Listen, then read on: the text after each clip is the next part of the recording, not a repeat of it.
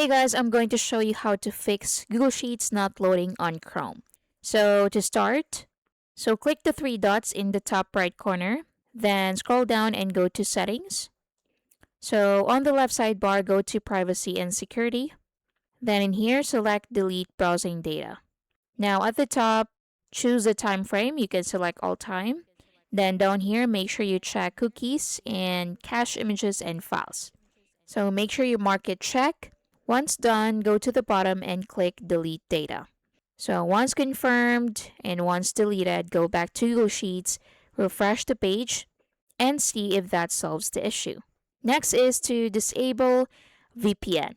So click the three dots in the top right corner, then go to Extensions, then go to Manage Extensions. So disable them one by one and go back to Google Sheets, reload the page, and see if that works. Next is to check your internet connection. So go to the bottom and click Wi-Fi icon. So you can try to connect to another network. You can also turn this off for 10 to 30 seconds, then turn it back on. Connect to Wi-Fi.